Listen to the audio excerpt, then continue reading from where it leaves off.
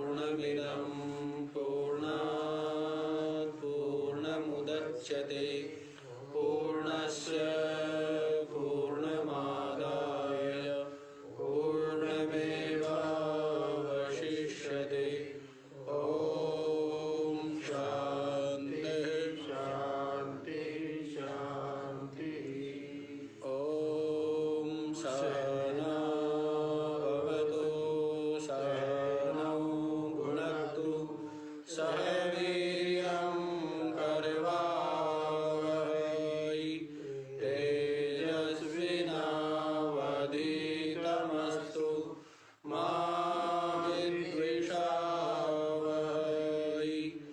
ॐ शान्ति शान्ति शान्ति।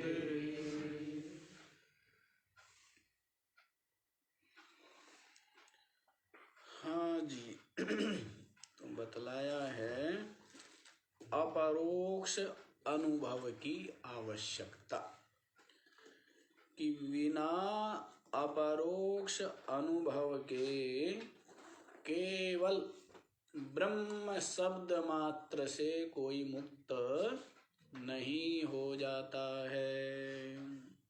दृष्टांत आपको दे ही दिए हैं और ये भी बतला दिया है कि जब दृश्य का विलय हो जाए तब अपनी आत्मा का अपरोक्ष अनुभव होता है। तो ये भी एक जो संकेत कहिए ज्ञान कहिए बतला दिया है क्या कि दृश्य का विलय हुए बिना ये जो अनात्म दृश्य है इसका विलय हुए बिना अर्थात इसकी कारणभूता जो वृत्ति बुद्धि वृत्ति उस बुद्धि वृत्ति का भी अपने स्वरूप में विलय हुए बिना अपनी आत्मा का अपरोक्ष अनुभव नहीं होता है और जिज्ञासु को केवल परोक्ष अनुभव में संतुष्ट नहीं होना चाहिए। अपरोक्ष अनुभव के बिना मोक्ष नहीं है। तो इसका दृष्टांत भी दिया है कि जिस प्रकार से किसी सज्जन व्यक्ति ने कहा कि यहाँ पर धन गड़ा हुआ है तो उसकी बात को सुन करके विश्वास करके फिर खनन करना, ऊपर जो कंकड़ पत्थर शिला झाड़ झंकाड़ आदि है उनको दूर करना, उनको हटाना और उसके पश्चात जब वो धन प्राप्त हो जाए तब उसको स्वीकार करना, निकालना, उठा लेना। तो इस प्रकार से धन की प्राप्ति होती है केवल जानने या कह देने मात्र से नहीं, केवल कहने मात्र से नहीं। तद्वत इसी प्रकार से जो 67 श्लोक है ना उसकी तृतीय पंक्ति तद्वत ब्रह्मविदोपदेश मनन ध्यानादिभिर्लभ्यते स्वम अमलम तत्वम। स्वम अमलम तत्वम अपना जो अमल तत्व है, मल रहित निर्मल विशुद्ध अविद्या काम कर्म मल से रहित समस्त औपाधिक जो कालिमा है उनसे रहित जो निर्मल तत्व है। निर्मलता समझ आई है? उसमें जो अविद्या काम कर्म है यही मल है। अपने आप में मान ली जबकि मल है नहीं। आत्मा तो अत्यंत निर्मल है लेकिन भ्रम से अपने में स्वीकार कर लिए है क्या? अविद्या काम कर्म। कर्म का करता हूँ, मेरी ये इच्छा है और मैं अपने को नहीं जानता हूँ। तो इस प्रकार ये अपने में स्वीकार कर लिए हैं ये अविद्या काम कर्म आदि। तो इसी कारण से निर्मल होते हुए भी अपना जो आत्मा है वो मलिन सा अज्ञानी को भासता है, अज्ञानी को, जबकि वो अपना आत्मा कभी भी मलिन हो नहीं सकता है, वो तो अत्यंत निर्मल है। तो ये औपाधिक जो मल है उनकी अपनी आत्मा तक पहुंच नहीं है।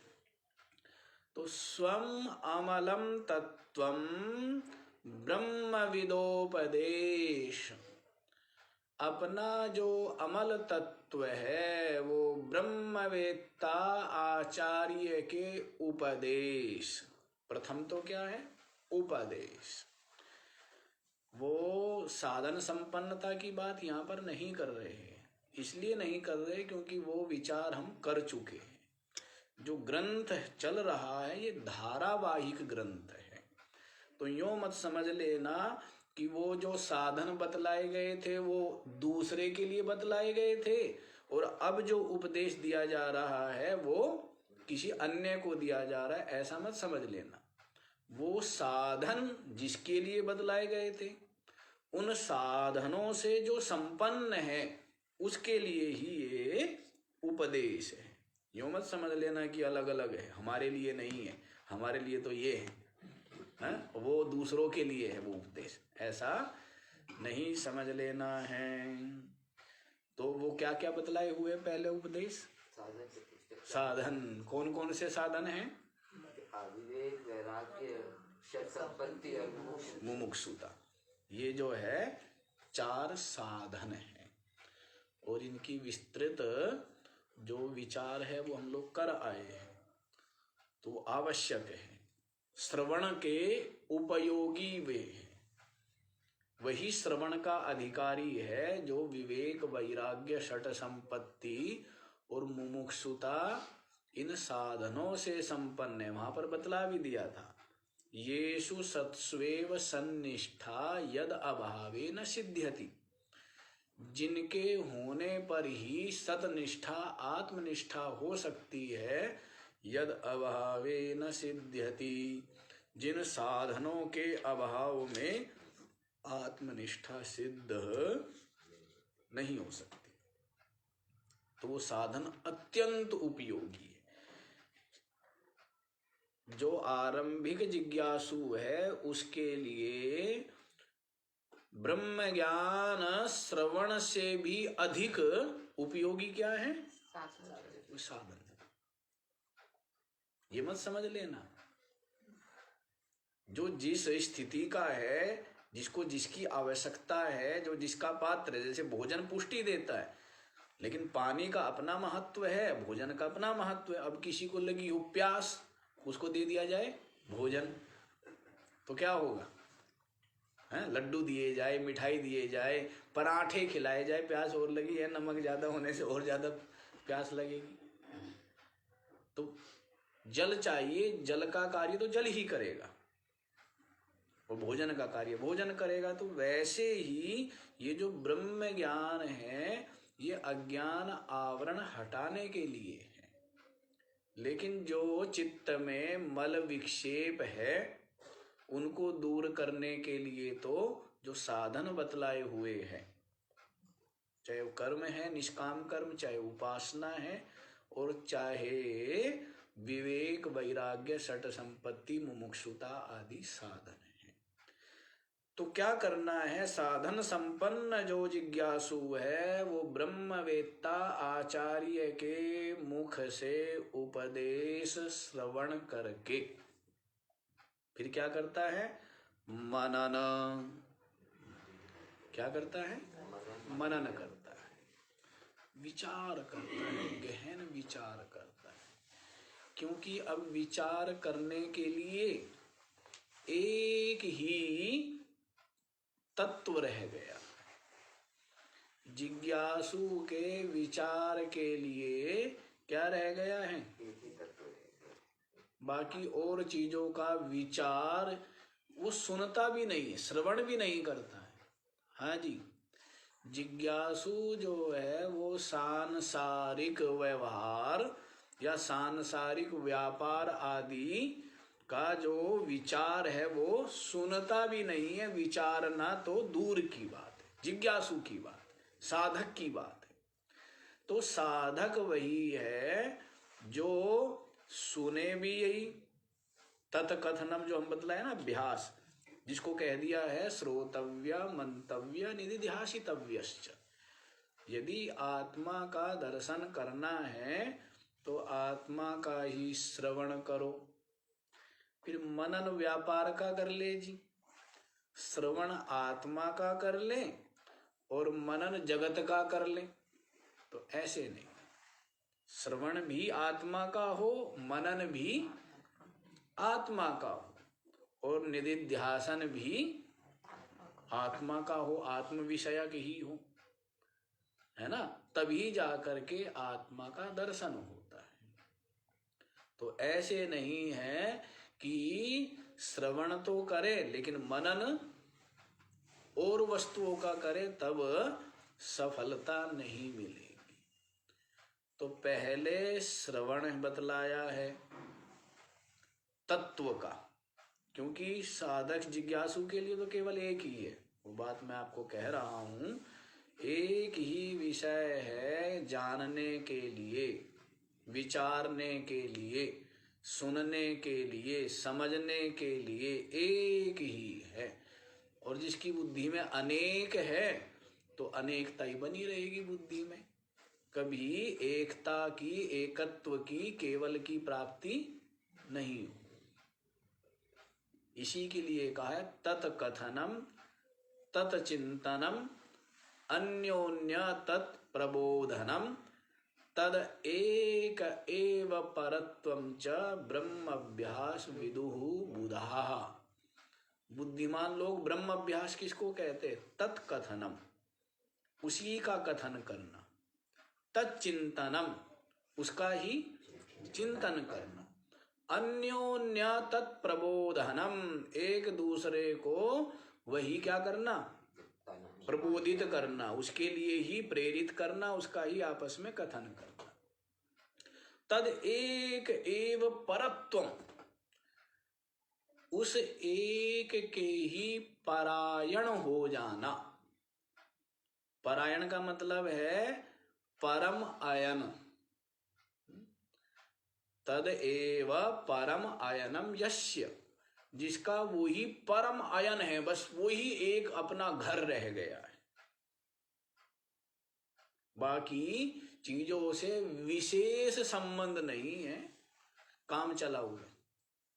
संसार में संबंध जो है जिज्ञासु साधक वो काम चलाऊ रखता है, और बाकी ज्यादा लगाव झुकाव किस तरफ होता है? वो आत्मचिंतन के लिए, आत्म अन्वेषण और मोक्ष प्राप्ति के लिए। तो एक के ही परायण हो जाना, इसी को क्या कहा है? ब्रह्म अभ्यास कहा गया है, एक परायण हो जाना। तो वैसे ही पहले तो उपदेश ग्रहण करे, श्रवण करे, तत्पश्चात मनन करे। जो श्रवण किया हुआ उपदेश है उसका शांत चित्त होकर के धैर्य पूर्वक अंतर्मुखता से युक्त होकर विचार करे, मनन करे। और मनन करते करते करते करते ऐसा होता है ना कि जैसे छानते छानते क्या रह जाता है? सार सार रह जाता है और असार असार निकल जाता है, छोड़ दिया जाता है उसको, सार सार को रख लिया जाता है। तो वैसे ही मनन करते करते करते करते विभिन्न युक्तियों के द्वारा क्या होते हैं? जो प्रमाण प्रमेयगत संशय है वो दूर हो जाते हैं, और असंभावना और विपरीत भावना जो है ये दूर हो जाती है, और भी जो बुद्धि में अनेकों प्रकार के संशय है वो संशय निवृत्त हो जाते हैं। तो फिर तत्व का ही क्या होता है? निश्चय होता है। निश्चय का मतलब ये है कि वही एक चिंतन के लिए बिंदु रह जाता है। फिर उसका ही निरंतर वृत्ति में आरूढ़ हो जाना, उसी का नाम निदिध्यासन है। मनन करने से और मनन से निकला हुआ जो सारभूत विचार है, उस विचार का, उस वृत्ति का निरंतर जो प्रवाह है, इसी का नाम निदिध्यासन है। इसी का नाम क्या है? निदिध्यासन। मनन करने से जो निकल करके आया, मनन के लिए आपके पास अनेकों बिंदु, श्रवण आपने किया, अनेकों युक्तियां है। मनन के लिए भी उन युक्तियों के माध्यम से आप क्या करते हैं? मनन करते हैं और अपने निश्चय को दृढ़ करते हैं। और उसके पश्चात मनन करते करते जो सार निकल करके आता है, ये सार निकल करके आता है कि जो जो दृश्य है वो सब का सब अनात्मा है, वो सब का सब जड़ है, विनाशी है, और ये आत्मा चेतन नहीं है। ये बात निकल करके आया और ये समझ में आया कि आत्मा साक्षी है, चिदमात्र है, दृष्टा है, आत्मा है और आनंद रूप है, चेतन है। ये समझ में आ गया। अब यही रह गया है, ये अनात्मा, आत्मा से भिन्न सब कुछ अनात्मा, दृश्य, जड़, विनाशी, दुख रूप, मिथ्या है। और मैं आत्मा, सद चिद आनंद स्वरूप, चेतन, व्यापक ब्रह्म तत्व। ये मनन करके क्या निकला है? ये निचोड़ निकला है, ये सार भाग निकला है। और इसका निरंतर वृत्ति पर आरूढ़ रहना कि मैं आत्मा, चेतन ब्रह्म हूँ, साक्षी हूँ। निरंतर वृत्ति यही अंतर में बनी रहे, भले ही आंखें खुली हो, भले ही कान खुले हो, और भले ही व्यवहार हो रहा हो शरीर, इंद्रिया आदि के द्वारा, या व्यवहार ना हो रहा हो। दो अलग अलग अवस्थाएं। आरंभ में व्यवहार छोड़ करके ये अभ्यास किया जाएगा, और फिर थोड़ा अभ्यास पक्का हो जाएगा तो फिर व्यवहार के समय भी ये वृत्ति बनी रहेगी। अब ये वृत्ति बनी हुई है। पहले जैसे वृत्ति बनी थी कि मैं शरीर हूं, मैं इंद्रिया हूं, मैं प्राण हूं, मैं अंतःकरण हूं, मैं जीव हूं। अब वृत्ति बनी हुई है कि मैं आत्मा हूं, चेतन हूं, सच्चिदानंद ब्रह्म हूं। अब ये वृत्ति बनी है, लेकिन इससे आत्मा का अपरोक्ष हो गया हो ऐसा नहीं है। ये वृत्ति बनी हुई है, अभ्यास ही है ये। तो ऐसी जब वृत्ति बनी रहेगी तो वृत्ति बहिर्मुखता का स्वतः ही त्याग हो चुका है। तो फिर धीरे धीरे ये वृत्ति भी अपने आप में क्या हो जाएगी? विलय हो जाएगी। तो इसके विलय हो जाने पर इसका भी जो साक्षी था, और अब तो किसी का भी साक्षी नहीं है क्योंकि वृत्ति नहीं रही है। तो जो पहले साक्षी था चिन्ह मात्र, अब उसमें वृत्ति के विलय हो जाने से वही शेष रह जाता है, और वही आत्मा है।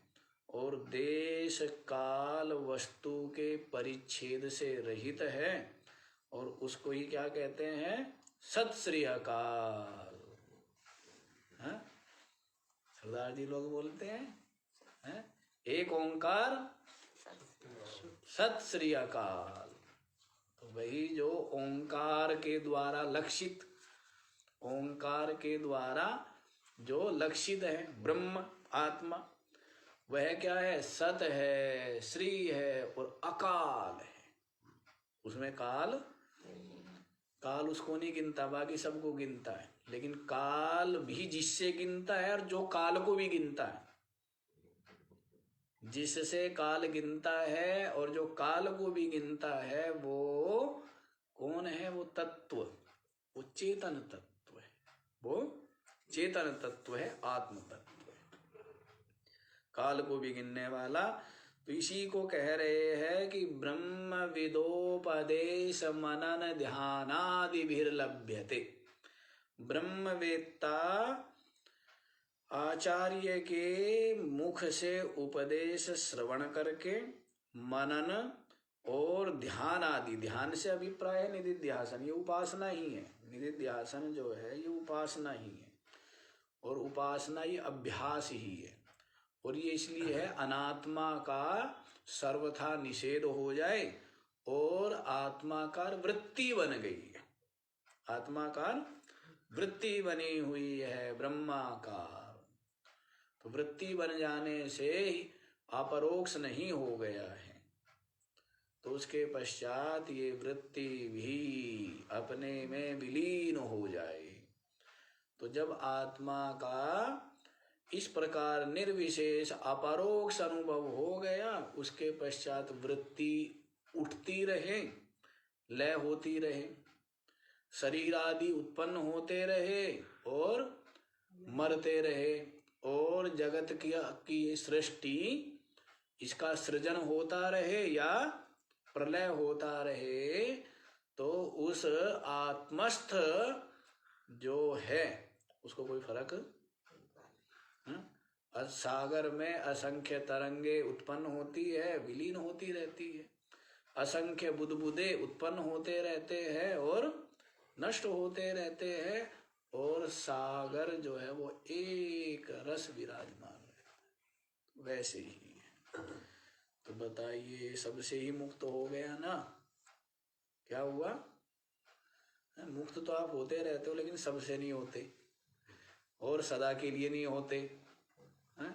लेकिन ये जो मुक्ति है, ये कैसी मुक्ति है? सब सर्व दुखों से, बोलते हैं ना, सर्व प्रकार के दुखों की आत्यंतिक निवृत्ति और परमानंद की प्राप्ति रूप जो मोक्ष है, मोक्ष का स्वरूप बतलाया है ना, समस्त प्रकार के दुखों की आत्यंतिक निवृत्ति हो जाए, दोबारा फिर लौट के ना आए, वो जड़ सहित उखड़ गए। ऐसे नहीं कि दोबारा फिर जो है वो उसकी कोंपले फूट जाए, ऐसा नहीं है। और पर आत्यंतिक निवृत्ति और परम आनंद की प्राप्ति, परम आनंद ही है। ये आपको एक प्रलोभन भी दिया जा रहा है, और साथ ही साथ प्रलोभन क्या, सच्चाई भी बताई जा रही है कि जिन संसार के विषयों के सुख को आप सुख मानते हो, ये सुख नहीं है, सुख तो अपनी आत्मा ही है। सुख स्वरूप, आनंद स्वरूप अपनी आत्मा ही है। सुख मानते हो तभी तो जुड़ते हो। जुड़ते क्यों? दृश्य से, व्यवहार से आप क्यों जुड़ते हैं? क्योंकि सुख मानते हैं। वृत्ति बहिर्मुख क्यों है? क्योंकि सुख मानती है। अभी इसको अकल नहीं है, पता नहीं है। इसको ये पता जब लग जाएगा कि आनंद का स्रोत्र सिंधु सागर तो खुद ही है, अपने अंदर लहला रहा है, लहरा रहा है, तो फिर बाहर क्या करेगी? बाहर नैना क्यों खोले, ऐसे बोलते हैं। सूरत पियारी पी गई मंदवा बिन तोले ना, ना, ना, वो नहीं है। हाँ, तो बाहर नैना क्यों खोले? फिर बाहर देखने की जरूरत क्या है, जब अंतर में ही आनंद सिंधु का साक्षात्कार हो गया है। तो देखो जी, यहीं पर आइए, माया कार्य तिरोहितम। क्या हो जाता है इसके द्वारा? माया और माया का कार्य तिरोहित हो जाता है, जिसके द्वारा अपना स्वरूप ढका हुआ सा भासता है अज्ञान अवस्था में, वो माया और माया का कार्य, ये सब कुछ क्या है? माया का कार्य। ये सब माया का कार्य है। मैं शरीर हूँ, इंद्रिया हूँ, प्राण अंतःकरण हूँ, ये सब क्या है? ये माया के बाल बच्चे, ये माया के, हाँ, ये उसकी कार्य है माया के। ये जो कुछ भी दिखता है, जो कुछ भी इंद्रियों का और आपकी बुद्धि का विषय होता है, और ये इंद्रिया और बुद्धि भी, बुद्धि इंद्रिया और जो जो इनके विषय है, कल बताया था ना, गो गोचर जहाँ लग मन जाई सो सब माया जानो पाई। सबका सब माया ही है, जहाँ तक भी मन बुद्धि की दौड़ हो। तो इसलिए माया कार्य तिरोहितम, माया का जो कार्य है उसके द्वारा जो तिरोहित अपना आत्म तत्व है, किसी भी तरह अन्वय कर देंगे, ऐसे भी अन्वय कर देंगे। तो माया का कार्य जिसके द्वारा तिरोहित जैसा हो गया है अपना स्वरूप, वो ब्रह्मवेत्ता आचार्य के उपदेश श्रवण मनन निदिध्यासन के द्वारा क्या होता है, स्वम अमलम तत्वम प्राप्यते। स्वयं अमल जो तत्व है वो प्राप्त हो जाता है। ना दुर्युक्ति भी, विभिन्न प्रकार की मनमानी जो दुर्युक्तियां है उनके द्वारा अपना आत्म तत्व का अपरोक्ष नहीं होता है, मोक्ष सिद्ध नहीं होता है। यूं ही मन घड़ंत बातों से, या यूं ही खाली कहने मात्र से, यूं ही क्या करता है, खाली कहता रहे, तो कहने मात्र से, भाषण देने मात्र से मोक्ष अपरोक्ष अनुभव सिद्ध नहीं होता है। ये बतला दिया गया है। इसका हेतु, ज्ञान का हेतु बतलाया है। साधन क्या बतलाया है, श्रवण मनन निदिध्यासन। केवल बातें ना करते रहे, केवल क्या, केवल व्याख्यान ना देते रहे, तो उसका आपको साधन बतला दिया स्पष्ट रूप से। श्रवण किया जाए, उतनी ही एकाग्रता और अंतर्मुखता पूर्वक मनन किया जाए, और उतनी ही अंतर्मुखता के साथ में आपका निदिध्यासन दृढ़ हो जाए कि मैं आत्मा हूँ, साक्षी हूँ, चेतन हूँ। ऐसा निरंतर आपका निदिध्यासन दृढ़ हो गया है, तो फिर अपनी आत्मा का अपरोक्ष हो जाता है। तो साधन बतला दिए हैं। अब यूं मत कहना कि जी होता नहीं है, हो नहीं रहा है, कब होगा और कैसे होगा। तो इन सब के उत्तर यही है कि मनन और निदिध्यासन किया जाए। तत्व का ही मनन और तत्व का ही, पहले तो तत्व का ही क्या हो, श्रवण भी हो। और श्रवण से अभिप्राय क्या हो गया, श्रवण से अभिप्राय हो गया कि अपनी जो इंद्रिया वृत्ति या बुद्धि वृत्ति है, इनको बाहर दृश्य जगत से हटा करके।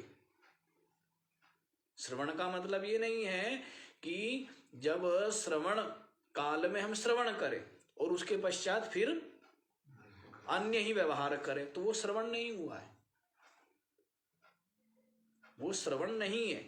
श्रवण का मतलब ये है कि जो आप सुना है उसके अलावा और न कुछ देखना, न सुनना, न और कहीं मन लगाना, केवल श्रवण किए हुए अर्थ का में ही आपका चित्त लगा रहे, मनन हो, तो निदिध्यासन दृढ़ हो करके आत्मा का अपरोक्ष हो। समझ आया? तो श्रवण से अभिप्राय ये है। तो श्रवण मनन और निदिध्यासन यही साधन है। तो अब आपके पास ये प्रश्न नहीं होने चाहिए, जो प्रश्न भी बताए कि हुआ नहीं, होता नहीं, क्यों नहीं हुआ, कब होगा, कैसे होगा। तो ये बतला दिया है, इन साधनों की न्यूनता होने से नहीं हो रहा है। और ये साधन जब पक्के हो जाएंगे, दृढ़ हो जाएंगे, तो हुआ ही पड़ा हुआ है।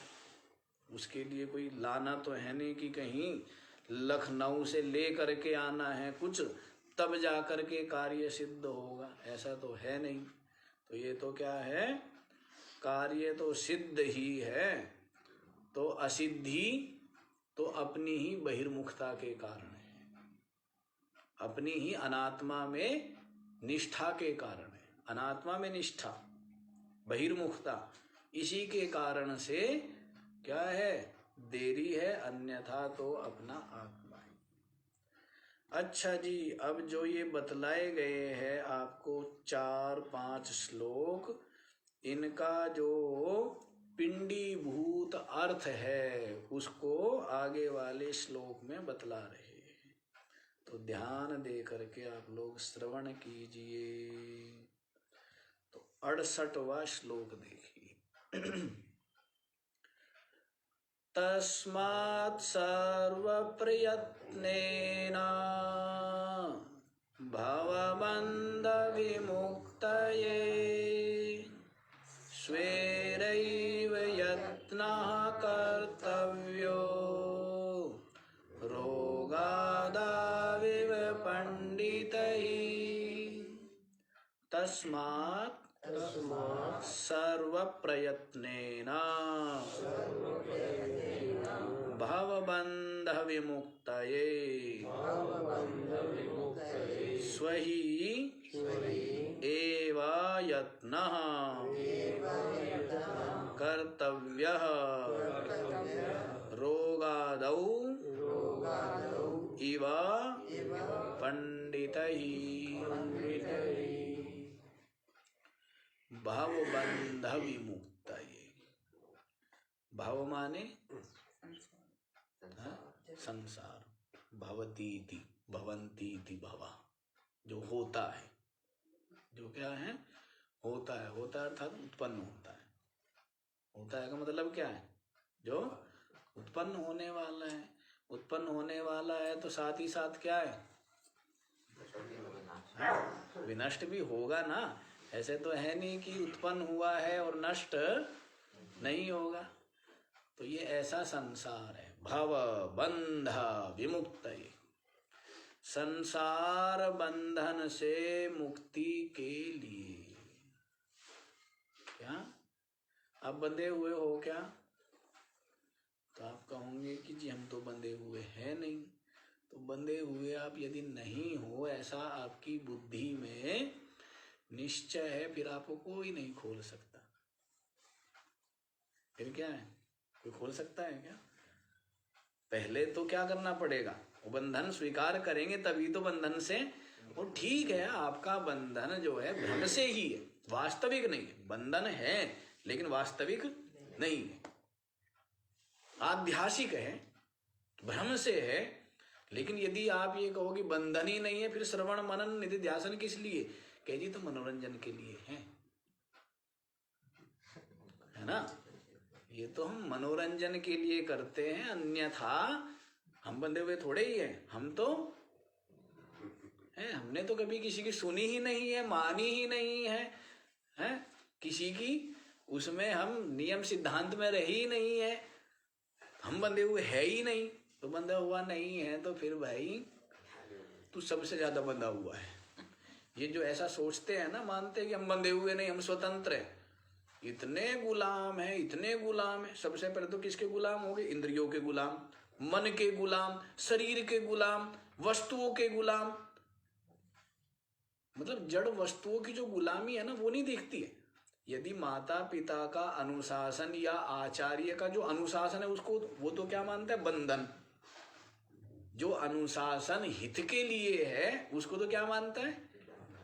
बंधन मानता है। जो बंधन से मुक्ति के लिए, और जो जड़ वस्तुओं का गुलामी आ गई, एसी के बिना नहीं रह सकता मैं तो, या उसके बिना नहीं रह सकता मैं तो ये क्या है? तो ये बंधन है। तो उसके बराबर मलिन बुद्धि, निकृष्ट बुद्धि कौन होगा? जिसने जो सजीव है या अपने पूज्य है उनका जिसने जीवन में बंधन स्वीकार नहीं किया तो उसको किसका बंधन स्वीकार करना पड़ता है? इन जड़ वस्तुओं का बंधन स्वीकार करना पड़ता है, अज्ञानता में डूबना पड़ता है, मूढ़ता में डूबना पड़ता है। और जिसने माता पिता आचार्य का बंधन सहर्ष स्वीकार किया है, तो बांधने के लिए नहीं, माता पिता आचार्य का जो नियम है, अनुशासन है, वो बांधने के लिए नहीं है। वो किस लिए? अज्ञान से, भ्रम से, संशय से, मोह से, मूढ़ता से मुक्ति के लिए। लेकिन उसको तो आज के बालक लोग क्या मानते हैं? बंधन मानते हैं। और जो जड़ वस्तुओं की गुलामी है उसको क्या मानते हैं? आजादी मानते हैं, स्वतंत्रता मानते हैं। कितनी मूढ़ता है बताइए, ये बुद्धि की कितनी मूढ़ता है। आश्चर्य है ना। तो जब किसी समझदारों का संग नहीं होगा तो मूढ़ता ही आएगी, मूढ़ता ही आती है। तो बंधन तो पड़ा हुआ है इसको। और जिसको, ये बात मैं इसलिए कह रहा था, जिसके जीवन में अपने किसी पूज्यों का बंधन नहीं रहा है, उसको बड़े बड़े बंधन से वो बंधा रहता है। अज्ञान के, मूढ़ता के बंधनों से जकड़ा रहता है। और उसको देखो आप कितना दुखी रहेगा। जो बड़ों का जिसने बंधन स्वीकार नहीं किया, उनका आशीर्वाद नहीं लिया, उनका अनुभव से लाभ नहीं उठाया है, तो उसका जीवन आप देखिए कितना बंधन और कितना अज्ञान पूर्ण होता है। और वो देखता है तो चीजें तो पड़ी होती है खूब, बाकी और वस्तुएं खूब पड़ी रहती है, बाकी और कुछ नहीं है जीवन में। तो इसलिए ये जो अपना पुराना जो संस्कृति, सभ्यता, संस्कार है, उनको छोड़ करके दूर नहीं भागना चाहिए। आधुनिकता की दौड़ में उनको अपनाना चाहिए। अच्छा जी, तो भाव बंधन से मुक्ति के लिए तो बंधन है ना। अधिकारी कौन है ग्रंथ का? आपको बतलाया था, अधिकारी वही है जो अपने में बंधन को स्वीकार करता है। जो बंधन स्वीकार नहीं करें तो फिर वो श्रवण का अधिकारी नहीं है। आया था ना कि अहम बंधा विमुक्तः श्याम इति यस्यास्ति निश्चय, मैं बंधा हुआ हूं और मुक्त हो जाऊंगा, ऐसा जिसका निश्चय है वही वेदांत श्रवण का अधिकारी है। अब जो कहे कि बंधन तो नहीं है जी, हम तो केवल कि ग्रंथ लिखे हैं महात्माओं ने, महापुरुषों ने, उनको सुनना पढ़ना चाहिए, इसलिए उनके ऊपर कृपा करने के लिए हम लोग क्या कर लेते हैं? पढ़ सुन लेते हैं, अन्यथा हमारे में कोई बंधन। हाँ, ऐसा जो स्वीकार करने वाले हैं वो मूढ़ बुद्धि, मलिन बुद्धि है। तो देखिए यहाँ पर क्या कहते हैं, भाव बंध विमुक्तये, संसार बंधन से मुक्ति के लिए तस्मात् सर्व प्रयत्नेन, तस्मात् माने इसलिए, सर्व प्रयत्नेन संपूर्ण प्रयत्न के द्वारा, और संपूर्ण प्रयत्न करके भी कार्य में सिद्धि प्राप्त हो जाए तो इसको सौभाग्य समझना चाहिए। क्या? संपूर्ण प्रयत्न करके भी सफलता प्राप्त हो जाए तो सौदा घाटे का नहीं है, क्या है? लाभ का है। संपूर्ण प्रयत्न, क्यों? अनादिकाल से अविद्या काम कर्म के बंधन से जकड़ा हुआ है ये जीव, और उस बंधन से जकड़ा होकर विभिन्न जन्म, विभिन्न लोक, विभिन्न योनियों में निरंतर जन्म, जीवन, मृत्यु को प्राप्त होता रहता है। और यदि एक शरीर की बाजी लगाकर, यदि एक शरीर की बाजी लगाकर भी ये बाजी जीत ली जाए ना, तो सस्ता ही है। करोड़ों जन्मों तक भटकने से तो एक जन्म है। और एक जन्म क्या, आधे से ज्यादा तो पहले बर्बाद कर दिया होता है। आधे से ज्यादा तो बर्बाद कर दिया संसार में है। संसार में बुद्धि धसा धसा फंसा फंसा करके, और अभी भी ये सोचते हैं कि जी उसका क्या होगा यदि मैं इधर लग तो जाऊं, भजन तो मैं कर लूं, भजन तो हम कर ले, चिंतन भी कर ले, सत्संग भी सुन ले, लेकिन उसका क्या होगा, किसका, संसार का। अरे उस संसार की चिंता कर रहे हैं कि संसार और शरीर का भरोसा नहीं है कि अगले क्षण तू चला जाएगा और ये सब शरीर भी यहीं पड़ा रहेगा और तेरा संसार भी यहीं पड़ा रहेगा। उसकी चिंता करता है, और उसकी चिंता नहीं करता है इसकी अपने आप की, कि वो दुर्गति होगी। यदि अपनी आत्मा को नहीं जाना तो क्या होगा, जन्म जन्मांतरों तक जो दुर्गति होती है उसका विचार नहीं करता है। श्रुति इसीलिए कहती है न चेद इहा वेदीन महति विनष्टि। यदि इस मनुष्य जीवन में शरीर रहते रहते आत्म तत्व को नहीं जाना, महति विनष्टि, महान विनाश हो गए। तो इसीलिए कह रहे सर्व प्रयत्नेन, संपूर्ण प्रयत्न। अभी आपकी शक्ति जो कहीं देखने में लग रही है, कहीं सुनने में लग रही है, कहीं चखने में, कहीं सूंघने में, वो जगह लग रही है ना, और संसार के ही व्यापार आदि के विचारने में लगी हुई है, शक्ति सारी उधर लग रही है। तो कह रहे सब ओर से शक्ति को क्या कर लो, समेट करके इकट्ठे कर लो एक जगह, और पूरी की पूरी शक्ति एक बार लगा करके, जो धसी हुई है ना गाड़ी, फंसी हुई है, पूरी शक्ति लगाओ, ऐसा धक्का मारो कि एक बार गाड़ी निकल जाए, फिर आराम ही, फिर आराम ही आराम, फिर खूब आराम करना, फिर आराम ही तो है। जिसको संतों ने कह दिया है ना कि अब मेरा राम मुझको भजे, मैं करूं। ऐसी परम विश्रांति है, ऐसी परम शांति है। और आप ये भी देखो, जितनी भी साधना या कर्म या उपासना है, उन सब के फल भविष्य में प्राप्त होंगे। कब होंगे, किस जन्म में होंगे, कोई निश्चित नहीं है। लेकिन इस ज्ञान का फल तत्काल, तुरंत। तो इससे अधिक नगद क्या है। तो फिर भी प्रमाद करें, उधार के भरोसे नगद को छोड़ें, तो वो आप स्वयं जानते हो, विचारवान हो कि वो कितना बुद्धिमान है।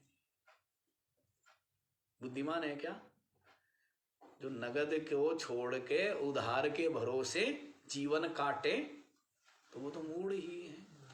तो इसलिए कह सर्व प्रयत्न, संपूर्ण प्रयत्न लगा करके, किसको समझाओ, खोपड़ी को, बुद्धि को समझाओ, ठीक है ना।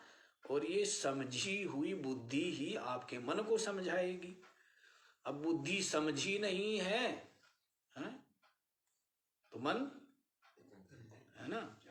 किसी आदमी को समझाना हो तो उसकी स्त्री को समझाओ, तब स्त्री समझ जाएगी, तो क्या होगा, वो समझा देगी ना। आदमी को भी नहीं समझा देगी, समझा देगी। तो वैसे ही पहले किसको समझाओ, बुद्धि को समझाओ, बुद्धि मन को समझा लेगी।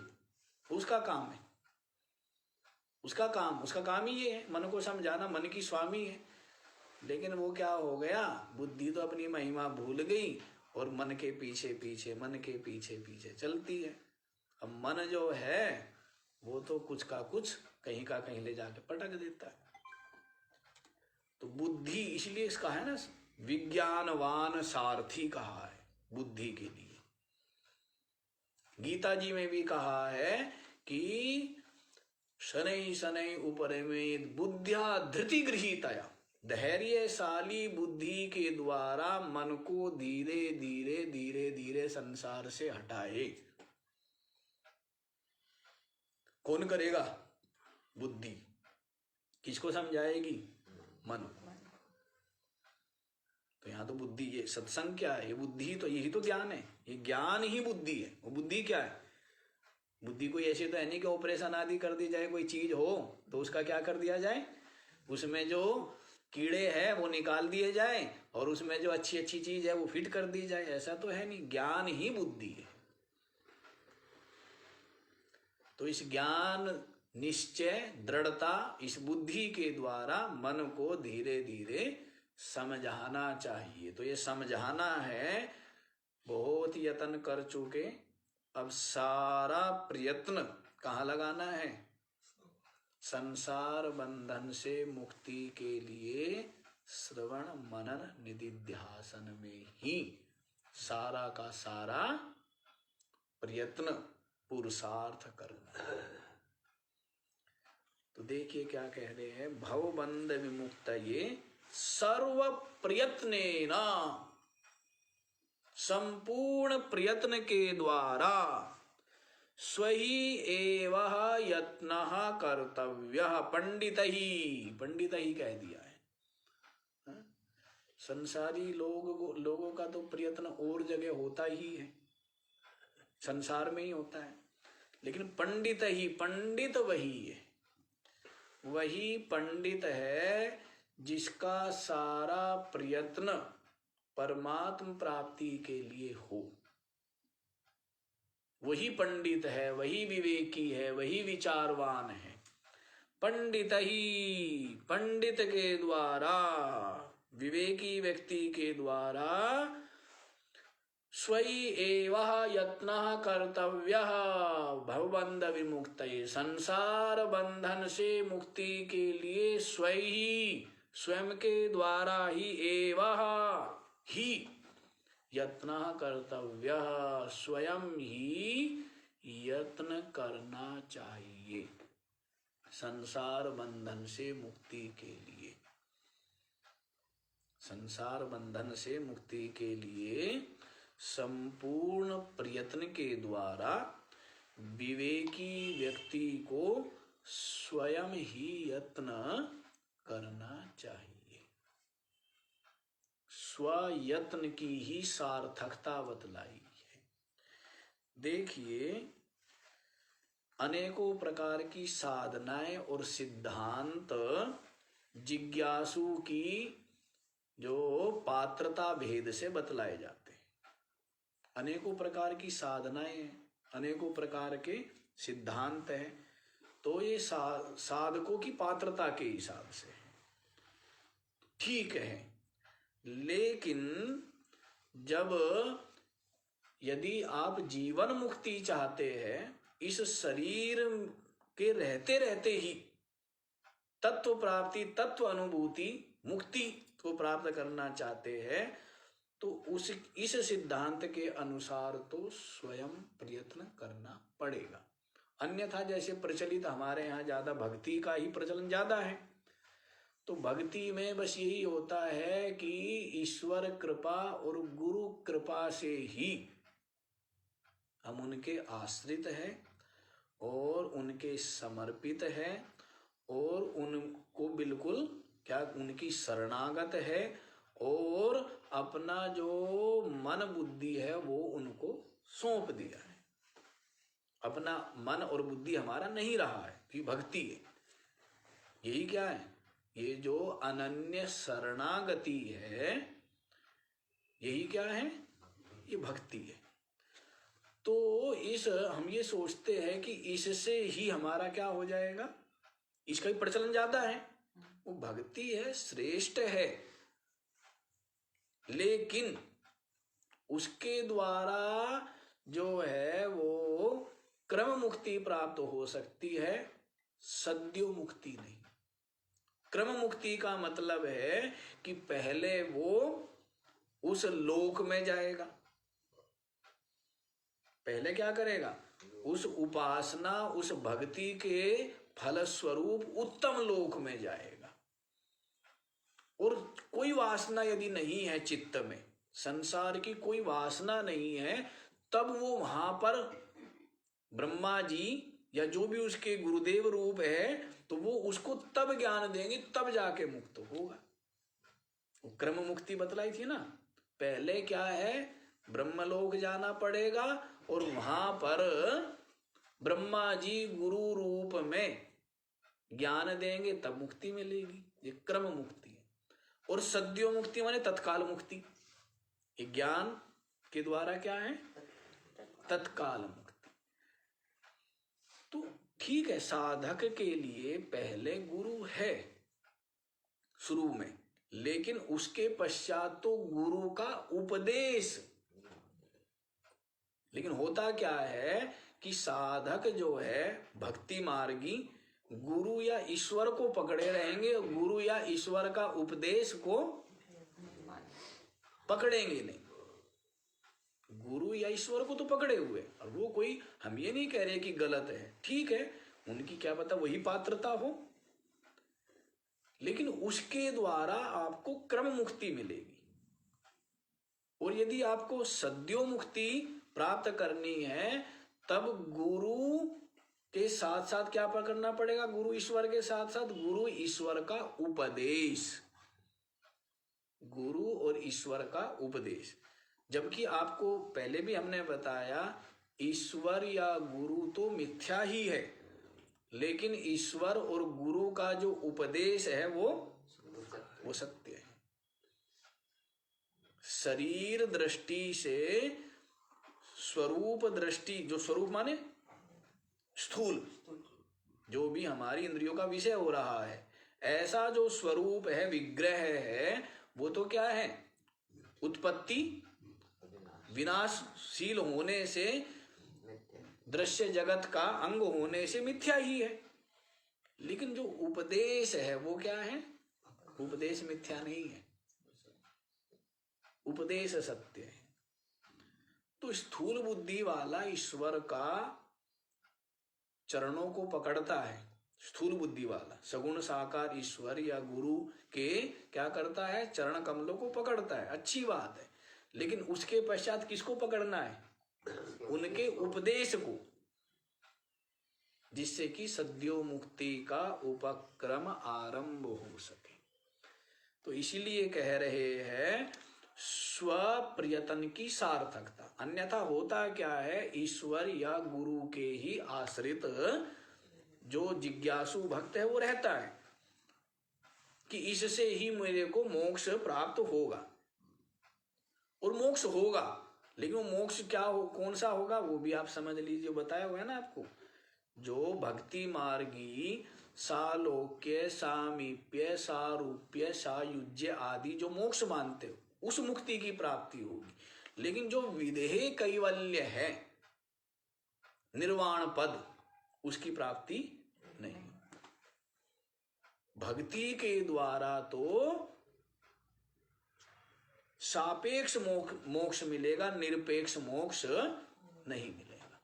और ये जो यत्न किया जा रहा है किसके लिए है, निरपेक्ष, देश काल वस्तु अवस्था सबसे निरपेक्ष, निर्विशेष, निरुपाधिक जो मोक्ष है, निश्रेयस, उसकी प्राप्ति के लिए तो स्वयं ही यत्न कर्तव्य, स्वयं ही यत्न करना पड़ेगा।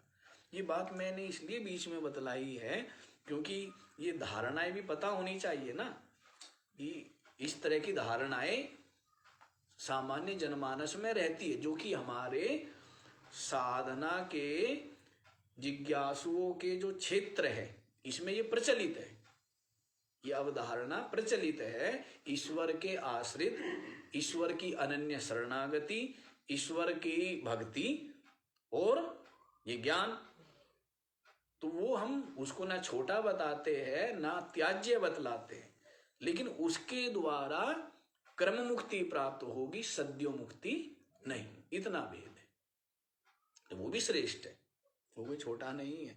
संसार से मन, हम तो ये कहते कोई भी संसार से मन हटा करके और भजन करता है वो श्रेष्ठ ही है। संसार से अपने इंद्रिया मन को हटाकर, सर्वथा हटाकर परमात्मा के किसी भी स्वरूप के भजन चिंतन में लगा हुआ है, वो श्रेष्ठ है। भगवान ने भी कह दिया है कि तेपि मामेव भजन्त्य विधि पूर्वकम। कैसे है वो श्लोक? तेपि मामेव कौन्तेय भजन्त्य विधि पूर्वकम, ऐसे ही है ना? भजन्ते भजते, तेपि मामेव कौन्तेय भजन्ती अविधि पूर्वक, भजन्त्या विधि पूर्वकम। वे भी भजते तो मुझे ही है, पर विधि रहित हो करके, कुछ विधि सहित। और वो किसको भज रहे हैं? मेरे को ही भज रहे हैं, पर विधि रहित होकर। तो सब जिस भी रूपों में जिसको भी भज रहा है, इन नाशवान संसार से अपने मन को हटा करके, तो वो सबके सब श्रेष्ठ ही है, वो सबके सब पुण्यात्मा ही है। तो इसलिए उनसे किसी से को ना नीचा दिखाया जाए, ना किसी से द्वेष किया जाए। वो ठीक है, लग रहे हैं ना भजन कर रहे हैं, अच्छी बात है, बढ़िया बात है। कोई माला जप रहा है तो उसको जाके करे, क्या माला जपता रहेगा, कब तक माला जपेगा, तू ब्रह्म है। अब वो कहेगा अच्छा जी मैं ब्रह्म हूँ। अब ब्रह्म का तो उसको पता नहीं, पर माला जरूर छुड़वा दिया आपने उसकी, हैं? ब्रह्म का तो उसको कुछ पता नहीं, ब्रह्म को लेके तो भ्रम ही है। तो ऐसा नहीं करना चाहिए। वो माला जप रहा है, माला जपना भी सुंदर कार्य है, ठीक है ना? संसार से मन हटा रहा है, साधारण कार्य है क्या? सबसे विशेष कार्य, सबसे बड़ा कार्य तो हम क्या बताते हैं बारंबार? जी, संसार से मन हटा लेना, सर्वथा मन हटा के परमात्मा में लगा देना, ये श्रेष्ठ कार्य, बड़ा काम है ना। संसार से मन हटा दिया है तो माला जप रहा है, अच्छी बात है, ठीक है। हाँ, पूरी भक्ति भाव के साथ में जप रहा है तो देखो आज नहीं तो कल वो भी क्या करेगा? ते पिचाति तरन्ते वा मृत्यु संसार सागरात। वे भी धैर्य रखो, वे भी पार हो जाएंगे, ठीक है ना? उनकी चिंता मत करो किसी की, जो चिंता तो उनकी करो जो दुर्व्यसनों में पड़े हुए हैं। और उनकी भी क्या चिंता करें, उनकी भी क्या चिंता करें? आपकी चिंता करने से कौन सा वे दुर्व्यसन छोड़ देंगे, इसलिए किसी की चिंता मत करो। ना सज्जन की चिंता करो, ना दुष्ट की चिंता करो। दुष्ट आपकी, वो अपने कर्म का फल भोगेगा, और सज्जन, दुष्ट अपने पाप का फल भोगेगा, सज्जन अपने पुण्य का फल भोगेगा। विवेकी ना दुष्ट की चिंता करेगा, ना सज्जन। यही तो कहा है ना भरत जी को वशिष्ठ जी महाराज, सोचनीय नहीं कोशल राउ, भुवन चारी दस प्रगट प्रभाव। अरे तुम शोक क्यों कर रहे हैं अपने पिता के लिए? भाई तेरे पिताजी कोई पापात्मा थे, और यदि पापात्मा हो तो उसके लिए रो के फायदा क्या है? कि उसको तो पाप का फल। और कोई पुण्यात्मा है तो उसके लिए रोने की तो रोना तो बनता नहीं ना। क्या बनता है? किसी भी तरह से रोना नहीं बनता। दुष्ट के लिए क्यों रोए? क्योंकि उसको तो उसका दंड मिलना ही है। और कोई पुण्यात्मा है उसके लिए तो रोना किसी तरह, इसलिए रोना बिल्कुल भी नहीं है। रोना हंसना अपने लिए है। अपने लिए रो कि मेरा मन या मेरी इंद्रिया अभी भी पापाचरण का परित्याग नहीं कर रही है, तो इसके लिए रो। इसके लिए हर्षित हो कि मेरे द्वारा कुछ सत्कृत हो रहे हैं, कुछ चिंतन में मन लग रहा है, भजन में मन लग रहा है, इसके लिए हर्षित होना चाहिए। और बाकी संसार में किसी के लिए न रोने की जरूरत और न, हाँ ठीक है ना। तो आज इतना ही रख लो, बाकी का विचार तो कल ही कर देंगे। तो रोग तो छूट ही गए। कहते हैं कि जैसे रोगी ही स्वयं प्रयत्न करेगा तो रोग मुक्त होगा, इसी प्रकार जो बंधन से मुक्ति के लिए स्वयं प्रयत्न करेगा वही बंधन से मुक्त होगा। बाकी का विचार कल। ओम